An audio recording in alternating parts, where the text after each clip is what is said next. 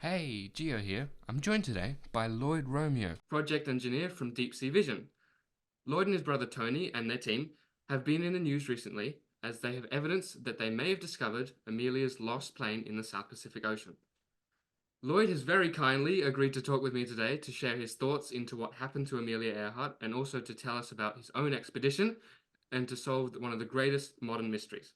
Thank you, Lloyd, for joining us. Brief recap of what happened. Let's go back to the 1930s. Amelia Earhart, a female pilot from Kansas, was making headlines from her adventurous spirit. She was the first woman and only second person to fly solo across the Atlantic, first person to fly across the US mainland, and so many more records.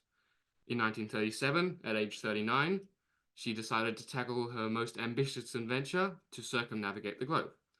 On May 21st, Amelia took off with her navigator, Fred Noonan, from California, heading east. She crossed America, went down into South America, crossed to Africa, over the Indian subcontinent, and then went down into Southeast Asia and Australia before arriving in Papua New Guinea. On July 2nd, they set off from Lae, headed to Howland Island, a tiny speck of sand surrounded by nothing but ocean. Radio logs from the day suggest that they were very close, but quickly running out of fuel while searching for the island. This is where the mystery begins. Amelia and Fred never arrived and have not been found since. Lloyd, this is where you come in. What do you think happened? Uh, well, there are several theories out there. The more I've looked into it, the more I subscribe to the ran out of fuel, splash and sink theory. Yeah. As you know, the different and there's several pieces of evidence that, like you mentioned, the radio logs that strongly back that up. And then also testimony from the radio operators. And by the way, we did the radio operators, it was almost 100 years ago, so none of those guys are around anymore. However, we did contact an in-person interview the son of one of the radio operators. And so we got to listen to, his stories from his father secondhand. And it was interesting. One of the main points that, the very strong piece of evidence, and it's been repeated by other folks, is that, the radio signal was so strong and so clear, to these experienced radio operators that they felt that the airplane was right on top of them. They even ran outside you Yeah. probably heard that. Yeah.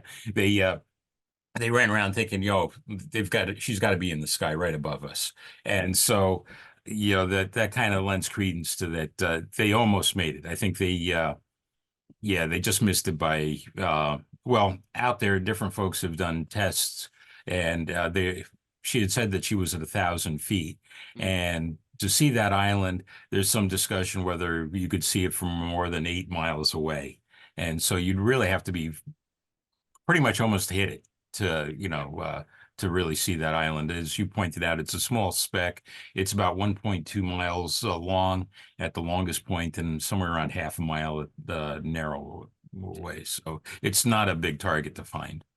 Was that like a strategic um position to land? Like, why wouldn't she just land, like, I don't know, at Fiji or one of the other islands which may have had like bigger, more I guess more of an airport, really? Yeah, the main it was really all about range and the limited amount that she had on that airplane. They had taken the seats and everything out of that airplane and replaced it with fuel tanks. So yeah, it was all about range. And Howland was kind of strategic that it almost got him to, in a straight line to Hawaii. Yeah. And so that's where they would have finished up the trip. A lot of people don't know that she actually first attempted to go from Hawaii to Howland, crashed the airplane, kind of trashed the in the cells and the engines, and they had to bring the airplane over back, I believe it was to Oakland, to have it refurbished, and then they brought it back and they continued. They just had to go the other way, go to the east, which I think they would have been better off continuing to the west, but that's hard to prove at this point. Yeah. Like the plane, the range of the plane with the amount of fuel it could take couldn't go much further than Howland from Papua New Right. I Guinea. think it was, I don't have the numbers right in front of me, but I think Halland was somewhere in the neighborhood of 23 for 2,400 miles, and I think they only had a couple few hundred extra miles of extra, so they were cutting it close, and it Mm, didn't work out. yeah. So many have tried to search for the plane before. What gave you the idea to search for Amelia? Well, believe it or not, it started with my brother, doing magnet fishing. And he kind of was like got intrigued by that. And then, back in the day, when he was in elementary school and so forth, they had a play about Amelia Earhart, and he had a part in there. And he, was started reading up on it, and he even got me Elgin Long's book on it Wow. for Christmas. And so ulterior motives there. So anyway, we read up on it, and he was like, this is a solvable mystery. And then on top of that, there was a couple of things that kind of came together. One was that he wanted to get out of the business he was in. He was in commercial real estate. He wanted to do something else. It was kind of like, I'm done with that chapter of my life. And he felt that the story was solvable, like I say. And then, the search equipment, the scanning, the sonar has come a long ways. It's gotten much, much better in the last few years. And so he just decided, let's go do this. And then on top of that, I was retiring at the time, and so he was like, well, you want to be a part of this thing? And it sounds like, hey, I can't pass up this opportunity to go do this little adventure. So I jumped on it. Yeah. Well, were you like, or your brother Tony, were you interested in Amelia as a child? Like, had you heard about her? Like, Yeah, I had heard about it. And it's one of those things that in pop culture, a lot of times, there's different places they make references to them. I think in what was the name of that movie? The one where the aliens come down, and yeah, and they release all the folks that they've sucked up off the earth before, and Amelia and her navigator are one of them. Close Encounters of the Third Kind. Anyway, I mean, there's a lot of things about it, and I've always kind of like, this it's kind of intriguing because it's out there in the ocean. I've always kind of been interested in lost things in the ocean. I remember as a kid reading a whole thing about lost treasures and so forth. And yeah, it's been something that's intrigued me for a long time. I never really thought I would be going looking for it. wow, yeah, Yeah. So and it came along. It's like, oh yeah, let's have at it. yeah. All right. Um, Now you've been quoted as saying that you believe your aviation background has made a big difference in looking at this mystery. Like, as you're coming from it as a perspective of pilots rather than mariners. Like, what do you mean by that? Yeah, good question. What happens is mariners, and not to disparage them at all, but I mean they have a different mindset. Mariner has a lot of time to use their sextant, which, by the way, Amelia and our navigator, mostly your navigator, are using the same sextant that a mariner would use, but he's got to do it fast. That airplane's moving at about 176 miles an hour, and he's got to get a fix really quickly. Mm, And one of the things is that mariners, they don't tend to overshoot their target because they run into land, exactly. right? Whereas an airplane, they can keep on flying and overshoot their target. So it's a little bit of a different mindset. And so, it's a different type of navigation. It's a different mindset. It's different problems that they're dealing with. Even down to, cockpit management, managing how you talk to, your different crew members and so forth. Time is of the essence. Whereas on a ship, they can kick back and they can discuss things generally for quite a bit of time. And generally the captain has access to a lot of information. He can read over everything, so time pressure is a big deal. And yeah, and then the different altitudes. I mean, that, Yeah. mariners don't worry about that. No. When did you decide to go looking for the plane? So when Tony convinced you to come on this big long trek into the Pacific, Yeah, when let's see. He bought the AUV from Kongsberg in December. Well, actually, it was before the December of 2023. I mean 2022. Um, so it was probably several months ahead of that. Um, I think it was September of 2022.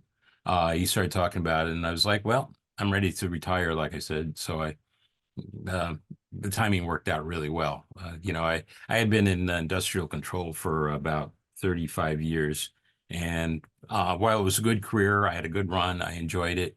Um, it was time to do something else. Yeah, change things up a bit. Yeah. How long were you preparing for the expedition? Like before you went out to sea, how long was the planning process?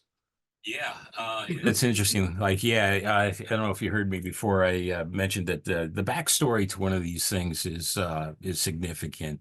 Getting this all to work and everything. First, he um, talked to Kongsberg, and they had a unit that was they didn't have anybody, nobody had bought it yet. It's sitting Yeah. there. And he says, like, well, I'm interested. So he made a deal with them, but part of the deal was that we needed to go to Norway and learn how to use it. And that was a 4-week class in Norway, right there in December, the coldest part of the year Oh, yeah. possible. In Norway, they got some cold weather, Yeah. and yeah, we never saw the sun. It Yeah. was the Black same skies. snow was there when we started as when we left, but we had a good time there. We saw a lot of interesting stuff. And by the way, one thing that we saw was kind of inspired us a little bit was, and I haven't mentioned this to many people, was the Fram ship. It's a ship that Nansen, Jorgen Nansen, I believe it was, he planned to go to the North Pole with it.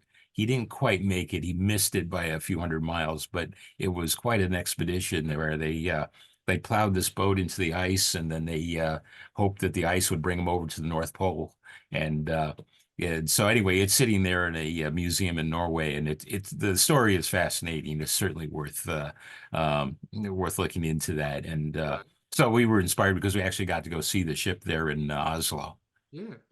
Yeah, I guess it's it kind was of. a neat thing. I Took a guess it's. weekend. I guess it's kind of similar story to Amelia in the fact like you like so much work and progress, and then you kind of just a couple miles off. Like Right. so. A few Yeah. miles off. But they made it back, Oh. and then eventually that ship brought them down to the South Pole, and they went all the way to the South Pole with that ship. Well, they didn't bring the ship to the South Pole, but Antarctica. They actually did stop off there, and the first expedition to actually get to the South Pole, I believe, was off that Wow. ship. Oh, didn't know that. Um. So how long were you out at sea for? You said like 100 days. Like. It basically came out to about 100 days. Of course, we did stop at some other islands. We stopped at Tarawa twice. One time, well, first to pick up the ship, rendezvous with it, and then another time for some repairs.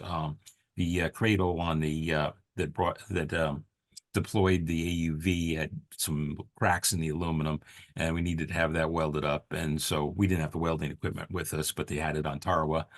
We stopped by Tuvalu, which, interestingly enough, is the least visited Yeah, country in the least visited world. country. Yeah. Yeah, it's pretty remote out there. You may know about it. Most Americans, the rest of the world doesn't know, but It's like a it's an archipelago. It's like it's a string of islands of like tiny thin like yeah, the it's like a little atoll. yeah, exactly, an atoll. Yeah.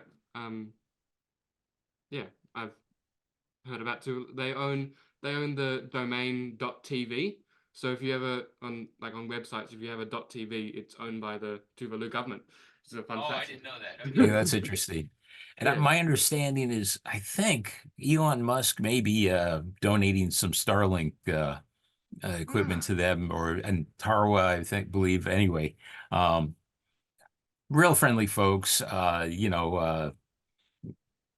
the wealthiest place around, but but very friendly, and everybody's happy and very friendly. It was a nice experience turning around there. We enjoyed ourselves. We didn't stay too long, but it's kind of interesting. They have a little tiny airport there, and what they have to do is they have a guy that goes out before the planes come or go, and they have to shoo the dogs off of the runway so that they don't get hit by the airplanes. yeah. And so one guy, it's his job, clear the runway, and the runway is only used maybe three times a week. And so after that's done with the airplane, then everybody goes out there and dances and have volleyball Yeah. games and everything right there on the runway. Very, very friendly community type of folks. So, how many exactly were on your team? Was it about 12, was it?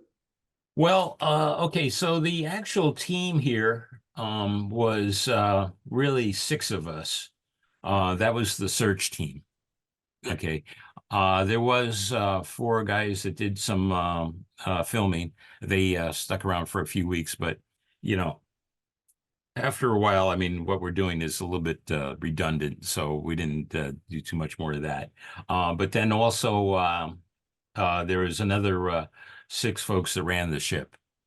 You know, the captain, and then he had his, I guess you call it the co-captain, and then a few guys, important guys, the cook, and then, you know, a few folks that kind of maintained, and, you know, the engineer, he's another important guy. So, yeah, there was about six guys that ran the ship and did a very good job on it, by the way, the offshore surveyor. So, you said that there's six people on the team, on the search team. Is there like specific roles that everyone has, or is it like a kind of communal, like that you do this, let's do it, like, or how does it work? I mean, I was kind of the floater. I mean, I would float between helping the turnaround and everything, but most of the folks had it. There was Mahesh. He did a lot of the computer work. You know, he was our programmer. You know, did a lot, just the pure computer work. There was Craig, and he's really the sonar engineer. He understands how the sonar works and pretty good computer guy in his own right. But main deal was he understood how to optimize the sonar so that we could get the maximum sweep and you know, optimize our time out there. And that's why we got the 5,200 square miles of scanning that we did. Mostly because of him. And then there was a guy named John, and he was like the mechanic. He was the one that really understood how to fix and repair and refurbish and everything, the AUV itself. So when it went down there, I mean, if we got it back, we could always rely on John. He could fix anything if we had the spares, which we did. We had a lot of spares. So there were times we had to mix things. And then there was Corey, who assisted in a lot of things. One of the big ones was helping John turn the unit around, because when it Yeah. comes up, we got to pull the batteries out, put the fresh batteries in. We got to get the data out of it. There's a few fluid levels and things like that need to be checked and everything. So it was about 3 hours of work after we got it optimized. It started off actually, it was about 6 hours to get everything turned around. But the faster you can get it, you know, it's sort of like NASCAR almost, Yeah. where, you know, it comes in the Mhm. pits, everybody Yeah. jumps on it, everything's choreographed, everybody knows their job. You pull Yeah. this thing apart, you get it back together, and out it goes again together. Even in a very diverse crew, by the way. Yeah. I because I watched the thing yesterday. You got like it's not just from America. It's you. I believe you had a Kiwi in there, like from New Zealand as well. Like Yeah, there is. Well, there was one guy from let's see, one guy from India. yep. There was a Norwegian guy there for a little bit. There was two guys from Scotland. The captain of the ship was actually from Australia. Ah, okay. Um, yeah, good guy, very dedicated. He took his job very seriously, which is kind of important. You know, you Well, want that yeah. in a captain, yeah, because your life is in his hands. There's no question. You know, you need some guy that knows what he's doing, and he did. He was good. Continue on. Yeah, there's two guys from Scotland that yeah, they were the guys that actually understood how to work on the mechanics and the software on the AUV. And let me see if I can grab a couple of these pictures here. Yeah, then my brother and Corey. Yeah, okay. So, and then of course my brother's in the middle of it. He's the guy with the kind of pinkish hat and a blue shirt and the baseball cap on. So anyway, that was the crew. Yeah. Well, I can imagine it would have been a lot of fun um out there, even though it was a long time on a boat in the middle of nowhere. But yeah. Well, like you said that everyone has their like as exact like you had the the tech people, and you had the engineer. Have any of you had any experience in this sort of stuff? Like, did you select the people because they have done this previously? Yeah. Yeah. Craig and John had done this. They are actually had worked for Kongsberg, Okay. so they had a lot of training and a lot of experience. And so there's a few places where you'll see Craig. In fact, if you ever look at some of the searching through the Loch Ness for Nat Geo, you'll see him in there. He did a lot of the work along with John. They found what was it, the Crusader speedboat at the bottom of the Loch Ness, and so Ah, I'm not sure if they allowed him to pull it up, but he found it. So wow. yeah, he's quite an accomplished sonar engineer, and John is like I said, accomplished sonar guy too. Okay. So tell us about is it the Huygens 6000 or the Huygens It is 6000? Huygens 6000. Yep. I'm not sure where the name Huygen comes from. It's probably some Norse sea god or Norwegian. Yep. something. But Um, the 6,000 stands for 6,000 meters. And yeah. so it can go down to 6,000 meters. That's its spec. And we were down around, I think maximum we found was about 5,400 meters. So we were about at the limit of this thing. And of course, we were running it day and night. So we were putting a lot of miles on that unit. How far down did you find? How far down was the plane that is It's in the neighborhood of 5,200 meters. got it? Yeah. Okay. If you believe that that's almost all the land, or I shouldn't say, almost all the sea bottom and around Howland Island is about 5,200 meters, with a few depressions and then a few seamounts. There's one seamount to the northwest that's comes up about 2,000 meters from the seafloor, but it doesn't break the surface. Another 2 or 3,000 meters of water above it. But you can see Howland. In fact, I think, did you see Yes, there was one picture there with the sonar? yeah, Yes. the big like it was like literally the tip of the iceberg. Tiny the red at the top was a tiny little howline, and then it had the big like volcano kind of structure. Exactly, yeah. So it's and then in the distance you'll see a couple other seamounts, Yeah. the north, I believe it is.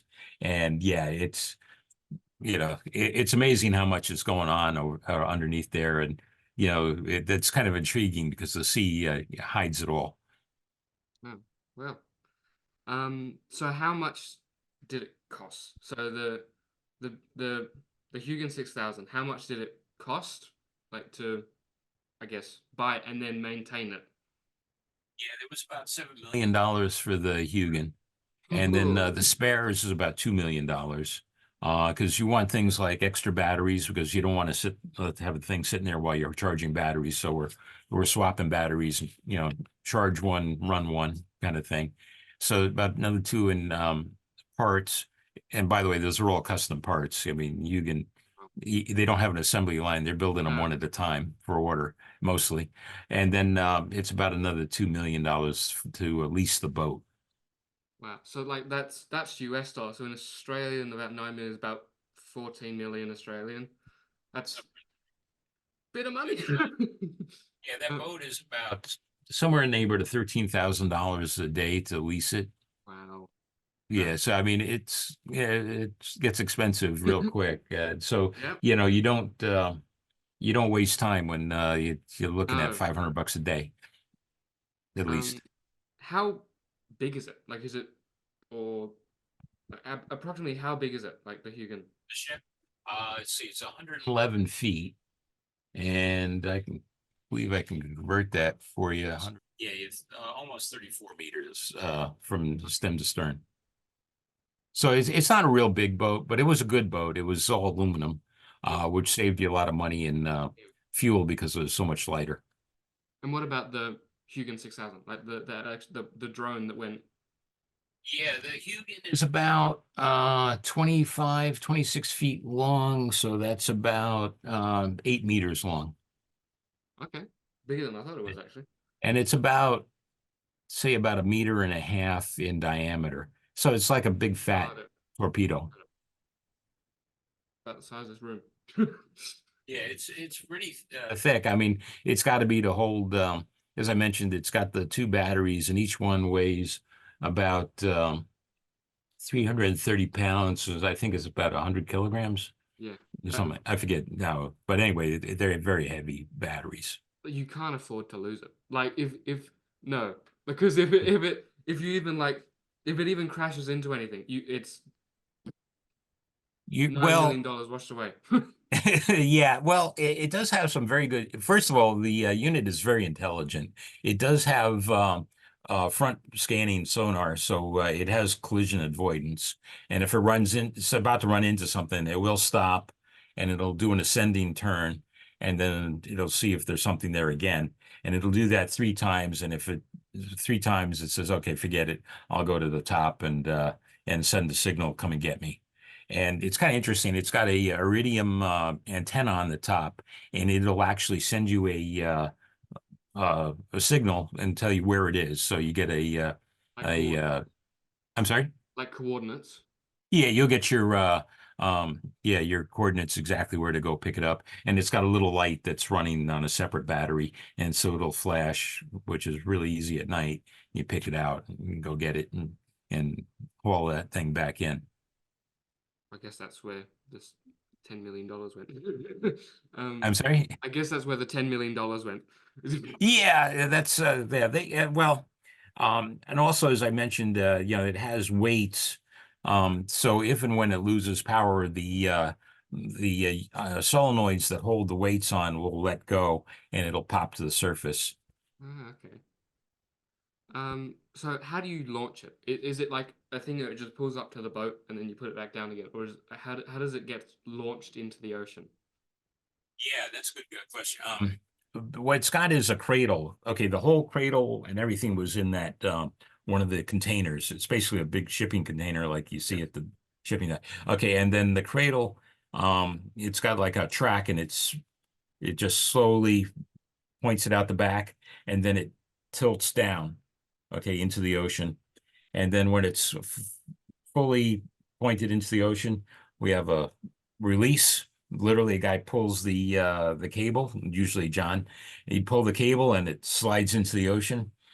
And then the guys in the command center give it the command to start the propeller and start to dive. And they point it away from the boat because one of the biggest dangers, or well, it's not a danger. Well, it is a danger to the unit.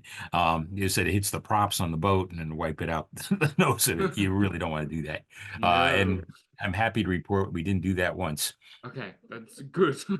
Um, how long can it stay underwater without having to be recharged again? Basically 36 hours. All right, that's pretty good, actually. Yeah, 36 hours. Now that usually took about an hour and a half to get down to the 5,200 meters that we were interested in, and another hour and a half to come up. You do get some communications limited because it's going through water. Acoustics is, that's a tough medium to communicate through. But so you can, if it'll report how much battery it has, and you can tell it, okay, that's too low. Let's come up to the top and call it a day. Yeah, and because didn't you say it lost power at 9% and not 0%? That's right. Yeah, we found out 9% was really zero. It was little. I think it had some power, but not enough to do any real propulsion. And so, yeah, all the electronics pretty much shut down. So we kept that in mind from then on. How do you read the information it sends you? Like the scans that you get, how do I guess is it Mahesh who reads it or is it John or who? Actually, everybody was so interested in seeing what came out of this thing that we'd all gather around the computers, and basically you're scrolling through. They call it the waterfall. You just watching all the what basically the pictures of the bottom, just scroll and everybody's like, "Ooh, look at that! Could that be an airplane? Ooh, could that be?" So there's a lot of that, and we're just watching this thing go, and after about 3 or 4 hours, you start to get a little hypnotized by it, but you know, you it's one of these things where if you're looking down on just flat bottom, which happens a lot, then it's like, okay, we'll just keep it going faster and you probably get through in a couple hours. But if it was like volcanic activity and there's a lot of rocks and debris strewn about, then you might spend 4 or 5 hours.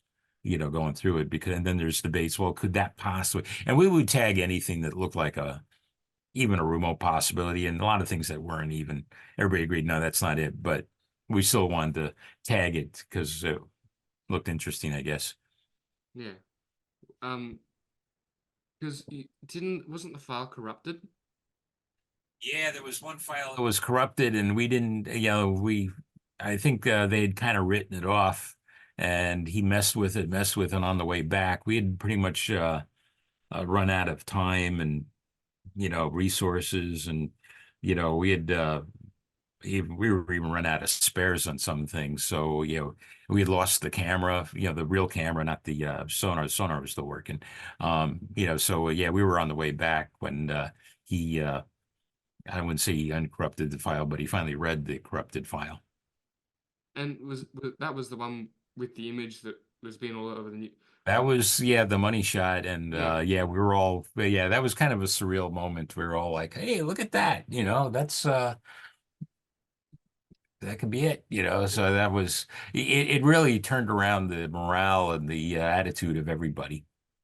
Yeah. So like, what was that moment like? It was kind of like a um, yay, we found it, but we don't. It's not suitable to go back because we've already this far out and we don't, and the camera's broken. Like, well, it was kind of like a moment. Yeah, it was. It was a little bittersweet because yeah, we were, it was like, well, we couldn't, but we had obligations to go look for another airplane. We had told these guys, and we're just out of everything else. So we kind of had to, it was a tough call, but it was really the only one we could do. Um, when was the scan done? So you said you were looking at it as you were coming back. Was it one of the first scans or one of like, Uh, I can't personally tell you exactly. I think they mentioned it to me, but I forgot. I don't know. I can't tell you exactly where it was, and I can't yeah, tell you that's fine. exactly what day um September. I keep wanting to say towards the end of the, I shouldn't say because I simply don't know. Um, but I do know that they were leaning towards the okay, so when they were cruising across to a Howland Island, they had gone across the international date line. And Okay. so it's very possible that that affected their navigation. And, remember, these guys have been awake for 20 hours or something like that, very tired. They had been listening to these engines drone on with no mufflers. Yeah, it was kind of a grueling experience. They're stuck in this can, so it was miserable in there, to be very honest. Yeah, it was a grueling experience. Anyway, it's very possible that he was off. It would be about 60 miles that he would be off if he did not account for the date line. Yeah. So, Because, uh, just as to you, it's Tuesday, to me, it's Monday, right? yes. Yeah, it's Tuesday Same morning. thing. Yeah. Um, so I'll insert a picture in when I'm showing it later, but how does the scan that you've taken relate to the Lockheed 10 Electra that Amelia flew? Like, what what characteristics can does it prove? Yeah, the dimensions are very close. Now there's going to be some what do they call it, geometric distortion because we're scanning it from the side, and you're not getting the pictures we look at of the Electra. You have a very nice 3D view. Here's front end, front, the side, top, all that. That's not what we got. We got an angle shot. So there's that. But the dimensions, like I said, are close. You do see a thing that looks like the double tail that it had. Yep. That does look like the double tail, and it looks like one engine there. You can make that out. So we're giving it a high probability that that's it. Yeah. So like you'd say you're pretty confident, like 90% sure? 80%, yeah. Because But well, there's room for skepticism. I mean, until we hit it with the camera and read the numbers off the wing, like I said, I can't totally confirm it. yeah, because there are a lot of other theories. Also, could it be another plane? I think that's unlikely. I think it'd be more likely to be a rock because there just wasn't that many airplanes lost in that area. During World War II, I mean, there was some activity there, but it was very little, and there's no recorded. The Japanese actually attacked the island back in, I think, 41 or 42, but they don't record ever losing any airplanes there.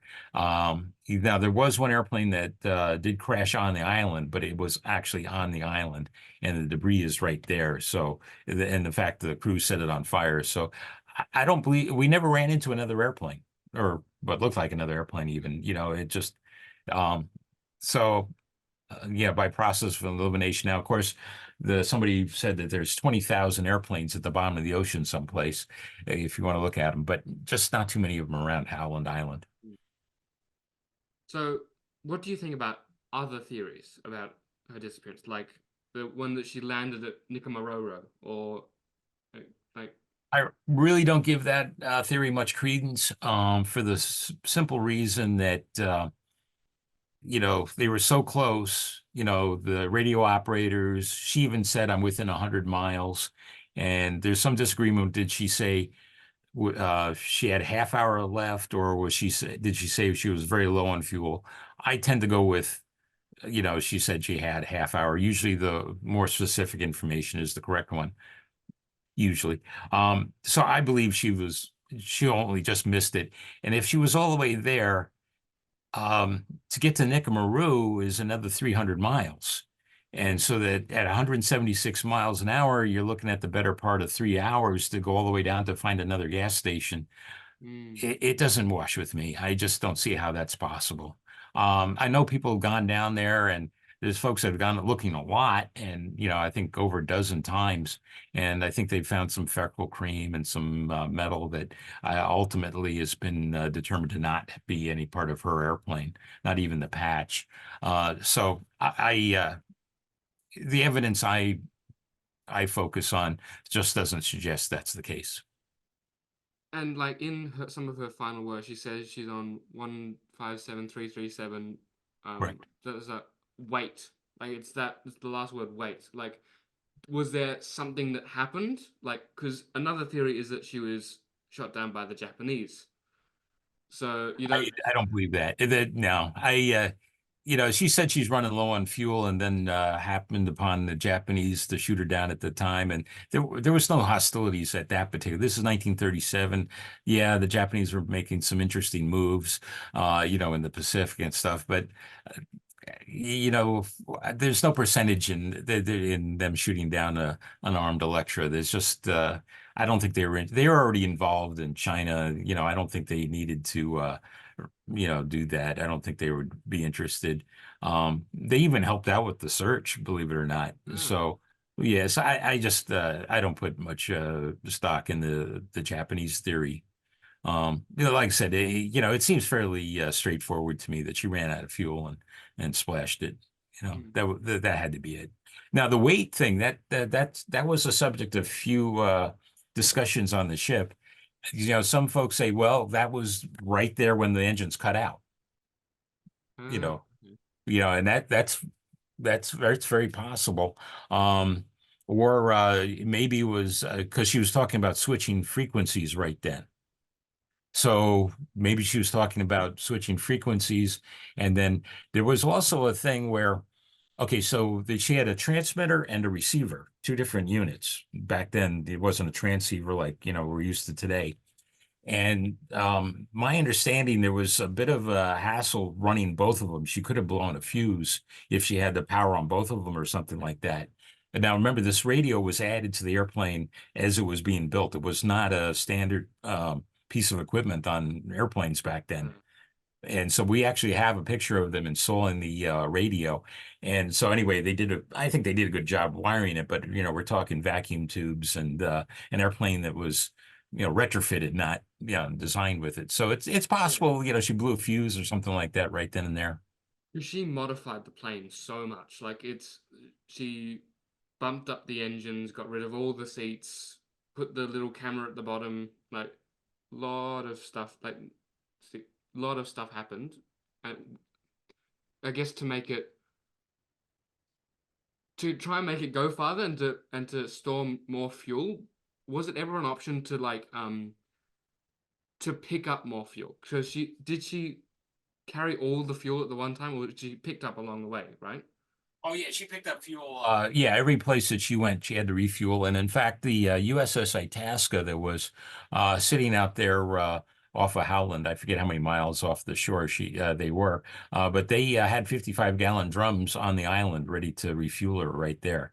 I'm sure they would have let her spend the night and get a good night's sleep after such a flight. But yeah, they were ready to refuel her and the whole bit. So yeah, they had to refuel at every point, and they actually had two different kinds of fuel. They had the high octane for takeoff and for climbing, and then they had the regular fuel for just cruising. So yeah, it was. Uh, to tell you the truth, that sounds to me like okay, this is not a high bucks operation. It's like wouldn't you just go for high octane for the whole operation? But I guess it might have not just been money. It might have been also availability. Hmm. Okay. Well, what's next? So, if you when you find out if it is Amelia Earhart's plane, like if that is if you go down there and you see that it is, like what's next? You've got out there and see NR 16020. Yeah. Yeah. Yeah, that's when the fun begins, huh? Is I think I mentioned to somebody, yeah, that's where the can of worms gets opened, because there's going to be a few different folks that are going to say, yeah, that's my airplane. And the legal wrangling starts, and it changes whether it's within the monument area, whether it's in international waters. There's folks that have said in fact, we know that they actually bought the rights off the Earhart family. There's a lot of questions of the legalities. However, um, everyone has agreed that it belongs in the Smithsonian Institute. It really belongs there. Um, of course, once you find it and you figure out, okay, who owns it, bringing it up is going to be a formidable task. I believe the whole area has got to be documented. Um, if you look online, you look at like the Titanic, they have some beautiful photographs where they took something like 60,000 pictures of the whole wreck and then knitted them all together so you can like zoom around and see the wreck from almost every angle. I think something like that needs to be done with the airplane. Of course, it's a lot smaller. You don't have to do 60,000 pictures, but still, it needs to be documented. And there's a lot of questions going to be answered, like, was the hatch open? What radio frequency was she on? Things like that.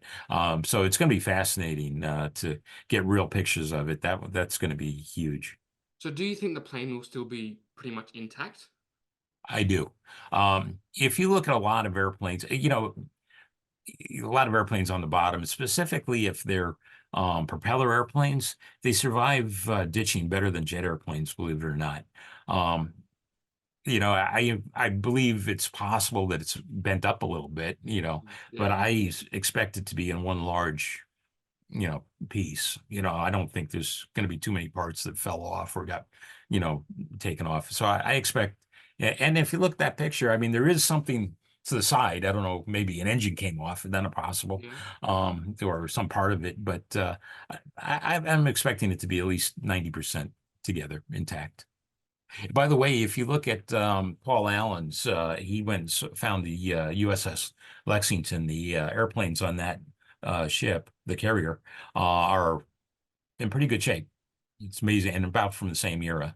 Because wasn't the USS Lexington searching for Amelia like after the disappearance? It was something. It was Itasca, and there was two other ships that were searching, and I believe Lexington was involved, or was that? I don't know about the. I know there was one of the large. In fact, at that time, it was the largest search effort in history. Yeah, it would have been. Uh, but I don't know that the Lexington was part of that. That's an interesting question. I'll have to look that up. Okay. Um. So the cameras that did the cameras break on the Huygens 6000? Is that? Yeah, we weren't using it too much. We did use them at the beginning because there was a couple points where we wanted to look at there's some deep sea minerals. There's these nodules down there, and we just kind of were curious what the color is. The thing is, sonar, you're bouncing sound waves off of there, right? And so you don't get any color information. All that those everything there, it's one color. It's just to show intensity. So it's what you call a false color. And gold is just picked because it seems to have the best contrast. People recognize things.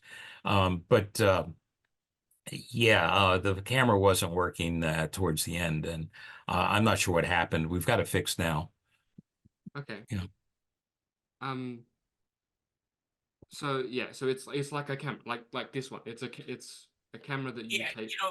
to work at the bottom of the ocean, you just need two things. You need a camera that's in a waterproof container to the depth that you're messing with. And then you need some sort of light because, as you Yeah. imagine, it's super duper dark down there.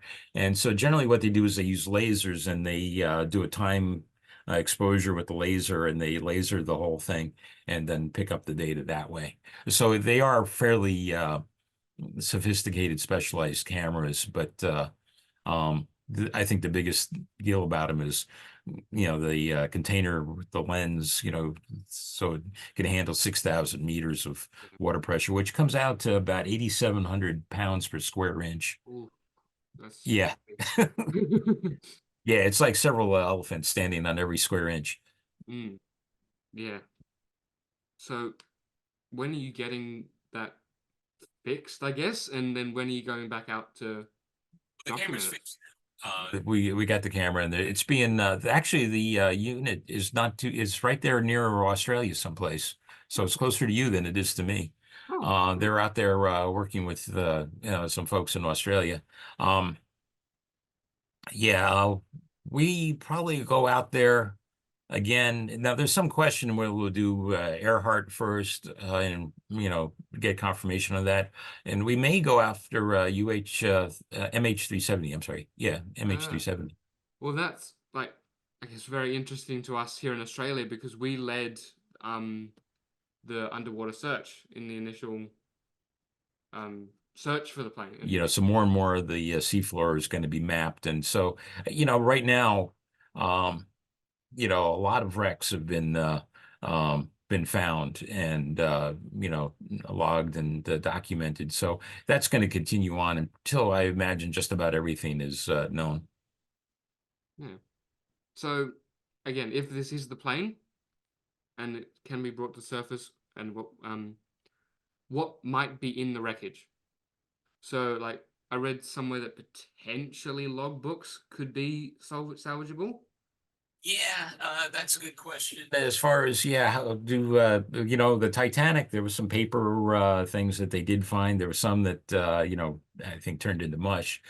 There was an old thing where Telly Savalas of all folks narrated a dive on the Titanic, and they pulled up a safe, and there was money that they actually pulled out of the safe. I think it was about that far from turning into mush, but they wanted to save it, of course, so they did.